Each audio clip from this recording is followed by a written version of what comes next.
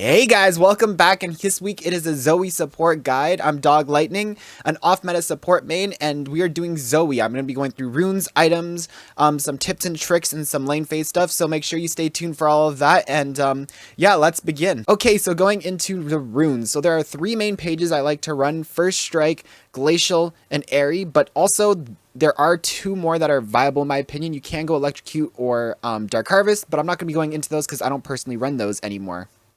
So to start off, First Strike, pretty good rune if you're in a lane where you can proc it and not be getting hit by the enemy first. It just generates you some extra gold. In my opinion, Zoe's lane phase pre-6 is really bad, so sacrificing the damage from, say, an Airy rune is okay because you're most likely not getting kills without jungle ganks anyways, and you can be farming some gold, and in the mid game you can start farming up 100 gold per Q and start to get some of those more expensive items you're really going to be wanting to get on Zoe, just help you curve a bit. After that, I go hexflash. Later I'll be showing you how to do all these combos, but there's some cool combos with hexflash on Zoe. You can Q hexflash Q out of a bush. You can hexflash for the W move speed to look for a bubble because you're usually playing in the bushes as a support, or you can just hexflash to get your W damage to get some extra damage in. So I really like hexflash because it has some diversity that you can do with Zoe. After that, I go biscuits. Biscuits is super good on Zoe, and I make sure I always get these because I like to go relic shield on her, and I need that extra mana sustain for the early game because I won't have the spell thieves mana regen. After that, you can go time warp tonic if you are in a lane and you're scared of getting bursted by the enemy, but I don't know, I always prefer to just go cosmic insight with the idea if I just play better, I don't need this, and I can then have extra CDR on my summoner spells. After this, for the secondary runes, I like to go Monoflow Band with Gathering Storm. Zoe has great AP ratios and scaling, so I'm taking that so I can scale a bit better. And Monoflow Band so I can span. You don't need Monoflow Band in the support role if you're getting a Mana Mythic. You can go for something like this, which I was testing for a bit to give you 30 AP and move speed to roam, but the reason why I stopped doing this is, yes, if you play really well and manage your mana well, you don't need Monoflow Band, but I find Zoe's one of the few champions where I just really like to spam. Like, I like to spam my ulti Q on cooldown, throw bubbles on cooldown, just fishing for stuff, and Monoflow Band just allows me to do that. So yeah. So my next rune page I like to go is the exact same, and I like to go Glacial. And again, you can go Domination secondary if you want, but I've been testing it and I have found the most success when I have Monoflow Band. Glacial might sound weird on Zoe, but again, your lane phase kind of sucks pre-6, so losing the damage doesn't really matter to me. And to be honest, I'm just testing this. I've played 3 games with Glacial, but I've loved it all 3 times.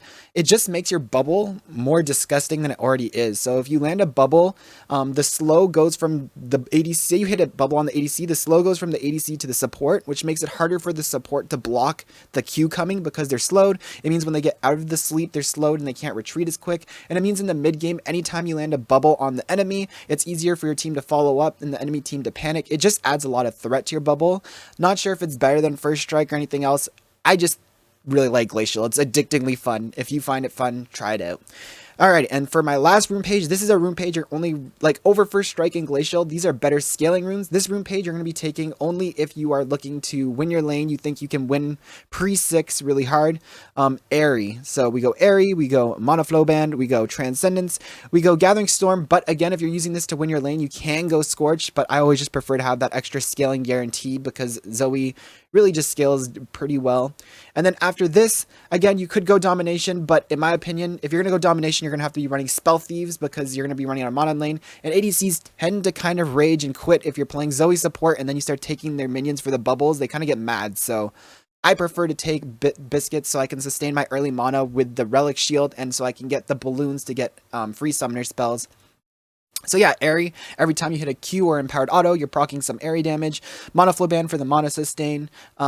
Transcendence for the CDR, Gathering Storm for the scaling. Again, you can instead, this exact same page, I said I wouldn't really go into it, but I'll just quickly show it. You can go Dark Harvest or Electrocute with Taste the Blood, Zombie Ward, Relentless Hunter. This rune page will definitely outscale and give you a very good all-in, but again, I just prefer to be able to spam my abilities all game, so I really put a high value on having the Monoflow Band, so that's why I always run this page over that. But yeah, the last thing about runes, I guess, is that for the minors, you can take double AP, but again, I don't want to sound like a broken record. Zoe has quite an awful pre-6, And I just prefer to have the CDR, have a lower cooldown on her bubble. It's a very long cooldown, and being able to spam abilities all game. But you can go for the double AP if you are looking to find some early all-ins with like maybe a Scorch Airy double AP and you're looking to just dominate your lane. Go for it, but this is what I like to run. So yeah, let's hop into the items. Okay, so quickly before we get into the items, just want to shout out the playlist. I've been making my updated Season 12 off-meta guides, so check it out if you want to see it. We've done Talia, Vex, Anivia, Nico, Zach, and maybe I missed a couple others, so click on that if you want to see any of those, and let's begin with the ZOE items. Also, show it to your friends, like, and help me out, because, yeah, it's a lot of work to do these for you guys. So, to start off, again, I take Biscuits because I like to have Relic Shield, but if you don't go Biscuits, I would recommend taking Spell Thieves for the extra mana regen because you might early in lane. So the reason why I like to take Relic Shield is because Zoe's W makes it so that random minions will have these balloons or bubbles on them. And basically, if you kill that, you get a random item in the game, which these can lead to kills. Like if you get a Rocket Belt and you can use the Rocket Belt to land a bubble or a big Q and get a kill.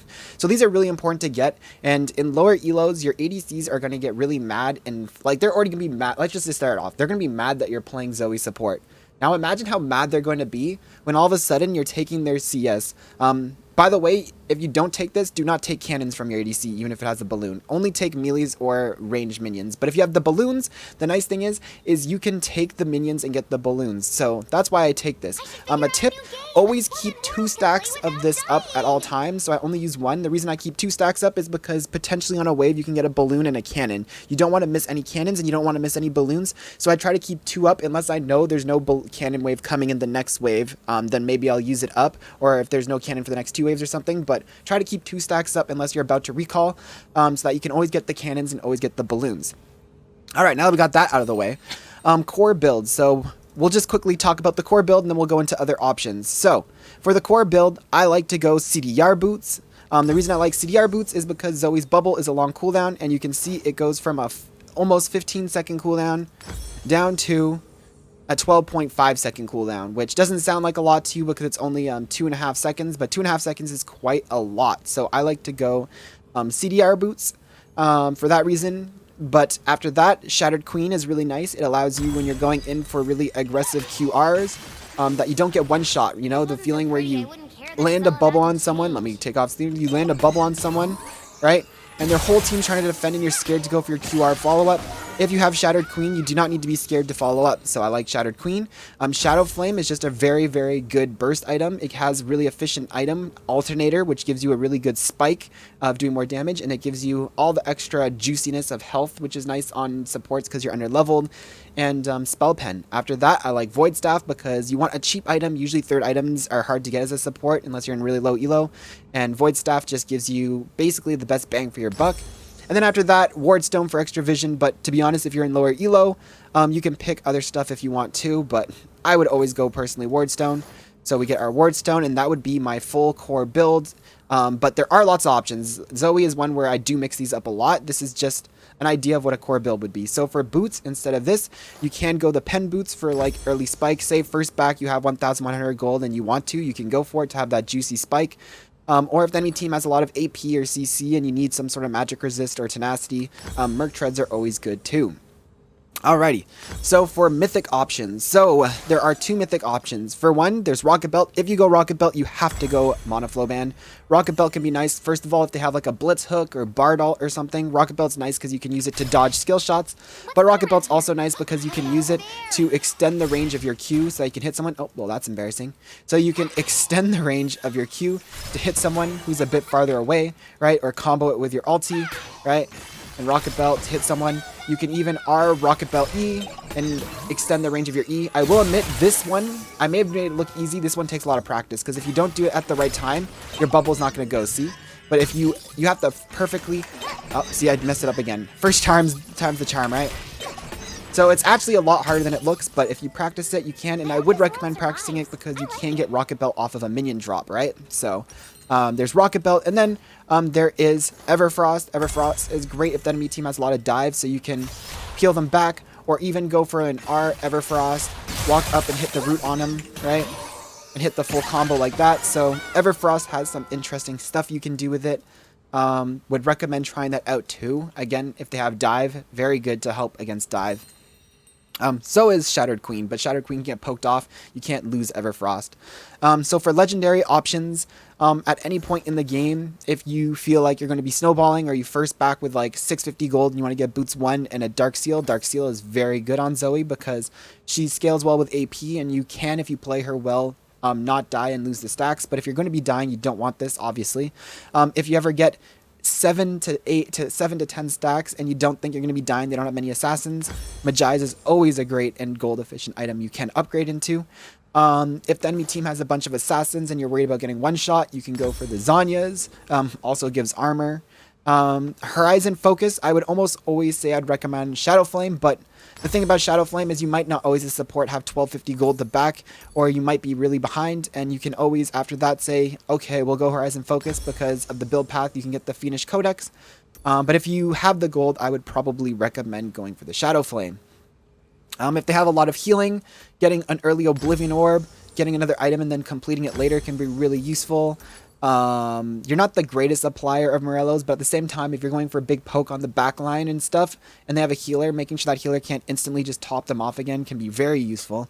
If you need magic resist or something like Blitzcrank hooks, you got your Banshees to block skill shots.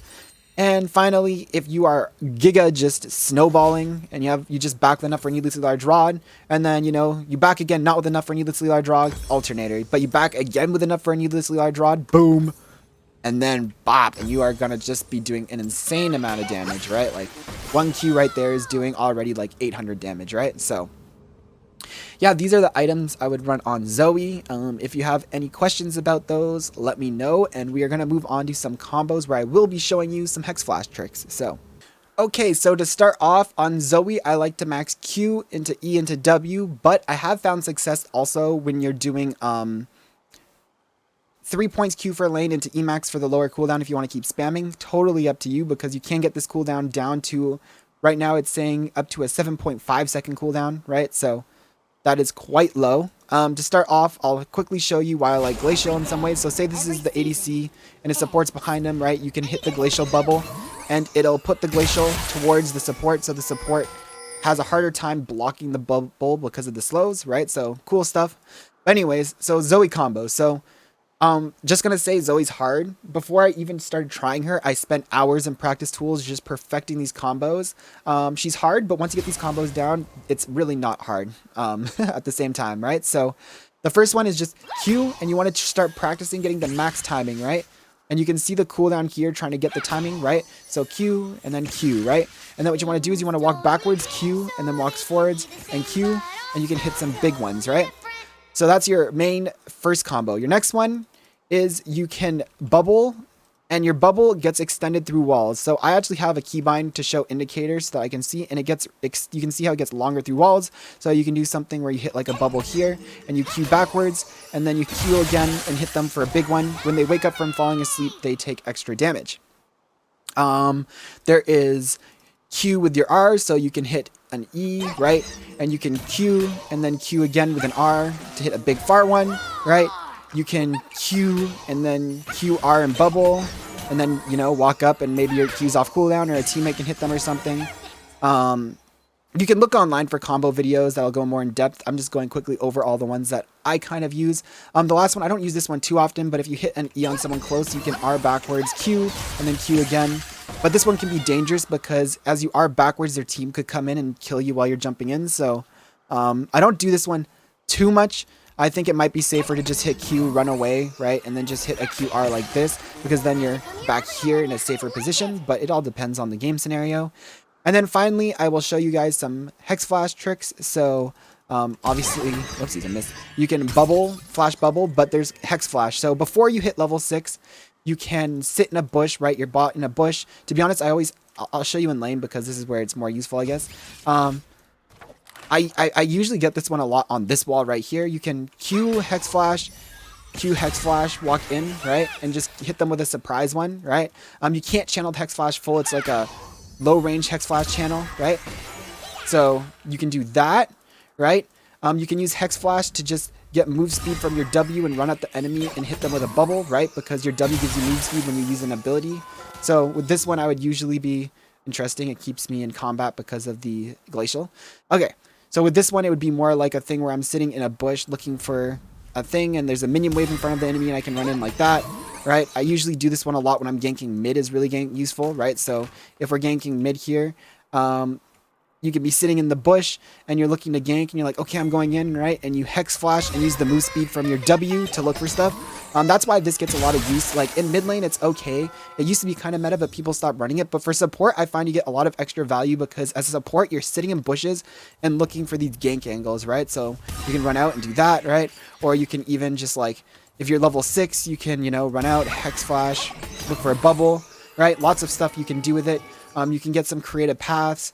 If they have the scuttle crab here and you're trying to get a gank mid, right? You can walk over and you can hex flash this big fat wall right here. Boom. Oh, no. Awkward. You can hex flash this less fat wall, right? Use the move speed from your W to get in behind your enemy and look for like an R bubble or something, right? And gank. So a very, very versatile thing. And one more combo that is the most complex is you Q, hex flash, QR, right? So, you know, obviously you can just do this, but then the enemy sees you walking at them, right? So this one is nice if you don't want them to see you coming. You can Q, hex flash, QR.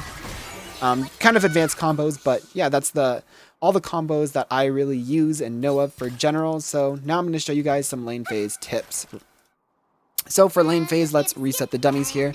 So again, you want to be using your spoilers of war on your relic shield for minions that have balloons. Anyways, so pretend this is the enemy's minion wave, right? And this is their ADC. And this is our minion wave right here. And that's our ADC, whatever.